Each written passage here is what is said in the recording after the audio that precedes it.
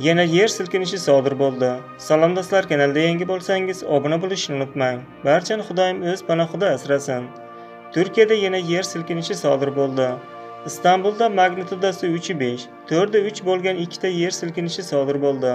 Ular markaziy hududda joylashgan. Bu haqda Turkiya Favqulodda vaziyatlar boshqarmasi agentlikka ma'lum qildi. Birinchi yer silkinishi mahalliy vaqt bilan soat 20:21 da, ikkinchisi esa 20:33 da sodir bo'lgan. Hozirda yer silkinishi oqibatida jabrlanganlar yoki vayron bo'lgan inshootlar haqida ma'lumot kelib tushmagan. 24-aprel kuni Istanbul yaqinidagi Marmara dengizida 6.2 magnitudali yer silkinishi sodir bo'lgan edi.